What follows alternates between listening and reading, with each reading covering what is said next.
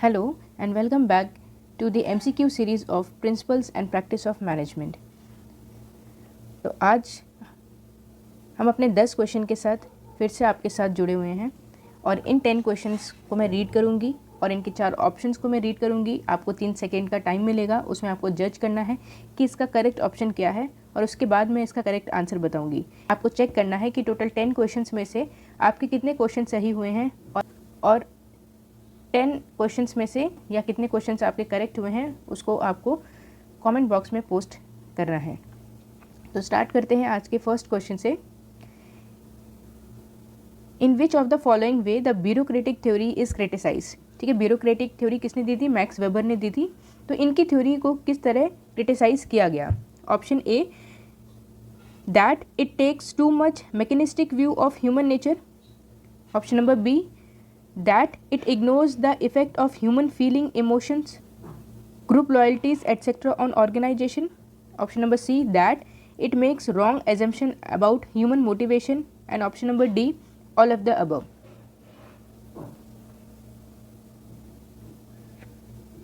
तो इसका correct answer होगा option D, all of the above, क्योंकि ब्यूरोक्रेटिक थ्योरी ये क्लासिकल थ्योरी है और क्लासिकल थ्योरी जो है वो मैकेनिस्टिक थ्योरीज में आती हैं।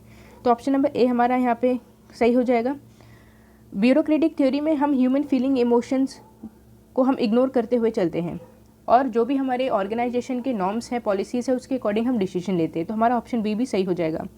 ऑप्शन नंबर सी, इसमें मोटिवेशन के हमने कुछ रॉन्ग एजम्पशंस बनाए हैं, ये भी ऑप्शन सही है। तो क्योंकि हमारे ए बी सी तीनों ऑप्शन सही हैं तो हमारा करेक्ट ऑप्शन हो जाएगा यहाँ पे option number D, all of the above. Now, moving toward next question. Dash theory is the formulation of universal principles of organization. ठीक है, इनमें से कौन सी थ्योरी है जो यूनिवर्सल प्रिंसिपल्स ऑफ ऑर्गेनाइजेशन का फॉर्मुलेशन करती है? Option number A, classical. Option number B, human relation. Option number C, bureaucratic. या option number D, scientific management. तो इसका सही आंसर आपको 3 सेकेंड में देना है।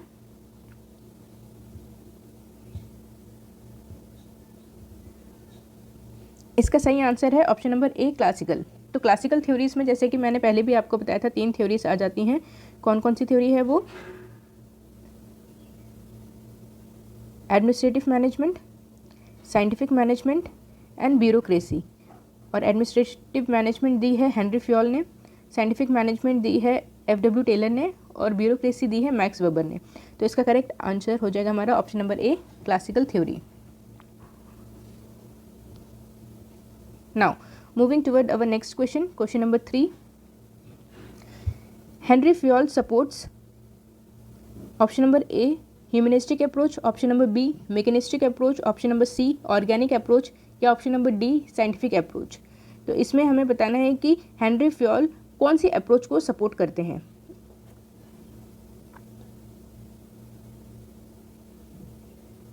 तो इसका करेक्ट आंसर हो जाएगा option number B, mechanistic approach. ठीक है, क्यों मैकेनिस्टिक अप्रोच? क्योंकि हेनरी फ्योल की थ्योरी एडमिनिस्ट्रेटिव मैनेजमेंट आ जाती है हमारी क्लासिकल थ्योरी के अंदर और क्लासिकल थ्योरी बेस्ड ऑन है मैकेनिस्टिक अप्रोच पे। तो हेनरी फ्योल की थ्योरी भी हमारी मैकेनिस्टिक अप्रोच के अंडर आ जाएगी। Now moving toward our fourth question. Focus on social environment is related to. ठीक है, सोशल एनवायरनमेंट के ऊपर जो फोकस किया गया है वो किस थ्योरी से रिलेटेड है? First, human relation. Option number B, unity of direction. Option number C, unity of command. और option number D, none of these.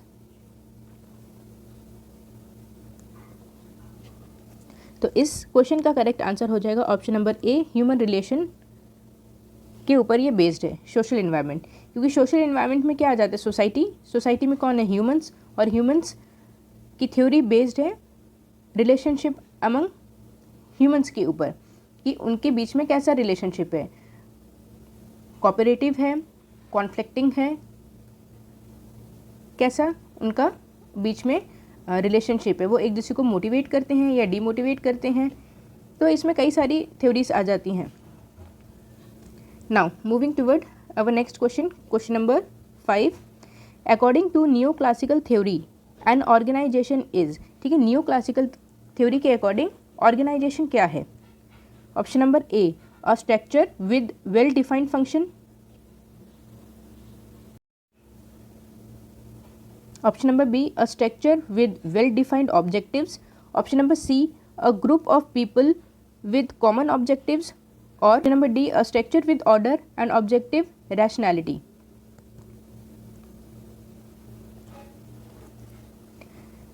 तो इसका करेक्ट ऑप्शन हो जाएगा option number C, a group of people with a common objective.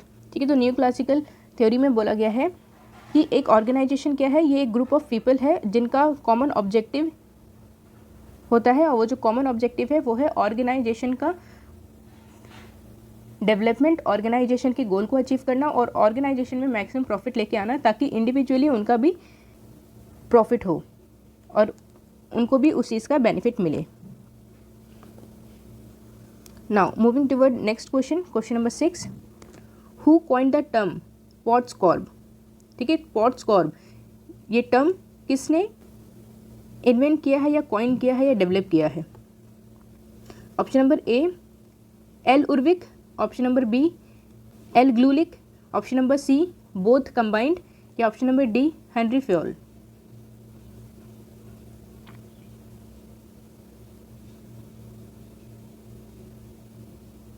तो इसका correct answer हो जाएगा option number B, L Gulick. Now moving toward our next question, question number 7. New classical theory of organisation is characterised by option number A, decentralisation. Option number B, non formal organisation. Option number C, human oriented management. या option number D, all of the above. ठीक है, इसमें बताना है कि new classical theory की main characteristics क्या है। तो इसमें हमारा करेक्ट आंसर हो जाएगा option number D, all of the above. New classical theory में हम डिसेंट्रलाइजेशन कॉन्सेप्ट का हम यूज़ करते हैं, और डिसेंट्रलाइजेशन में हम क्या करते हैं, जितनी भी डिसीजन मेकिंग पावर जो पहले हमारी सेंट्रलाइज थी या टॉप लेवल के पास थी, उसको हम डिसेंट्रलाइज करके लोअर लेवल तक दे देते हैं। ऑप्शन नंबर बी भी हमारा करेक्ट हो जाएगा यहाँ पे, नॉन फॉर्मल ऑर्गेनाइजेशन, क्योंकि इसमें हमने formal organisation and non formal organisation दोनों की ही बात की है। Option number C, human oriented management, ये भी हमारी न्यू क्लासिकल थ्योरी का कैरेक्टरिस्टिक है। तो इसमें हमारा आंसर हो जाएगा option number D, all of the above. Now moving toward our next question, question number 8.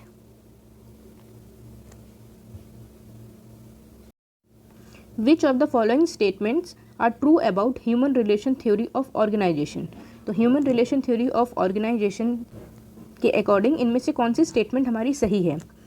Option number A, it rejects formal institutionalisation. Option number B, it considers the informal structure more effective. Option number C, it assumes organisational behaviour is a complex phenomena.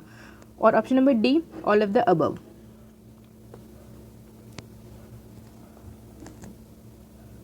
तो इसका correct option हमारा हो जाएगा option number D, all of the above.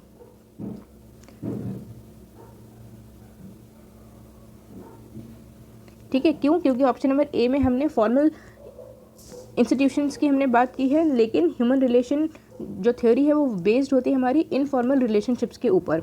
Option number B हमारे यहाँ पे सही हो जाएगा,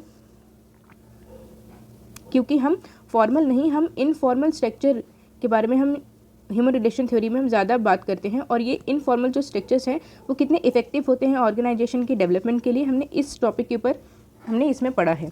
और ऑप्शन नंबर सी, इन्होंने कहा है कि ऑर्गेनाइजेशन बिहेवियर जो है ये एक कॉम्प्लेक्स फिनोमेना है, और ये भी एक कैरेक्टरिस्टिक है हमारा ह्यूमन रिलेशन थ्योरी का। तो यहाँ पे हमारा option number D, all of the above, correct हो जाएगा। Now moving toward our next question, question number 9. Essence of human relation theory is option number A, action oriented. Option number B, hierarchy oriented. Option number C, organisation oriented. या option number D, none of these. तो यहाँ पे हमारा correct option हो जाएगा option number A, action oriented. Now moving toward our last question. हॉर्थॉर्न experiments were carried out in option number A, USA. Option number B, UK. Option number C, Japan. और option number D, France.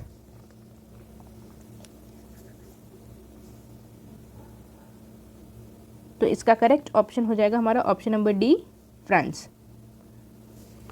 ठीक है। France में कहा, Chicago में ये experiment हमारा conduct किया गया था, टेलीफोन बिल्स से रिलेटेड एक कंपनी थी उसके ऊपर।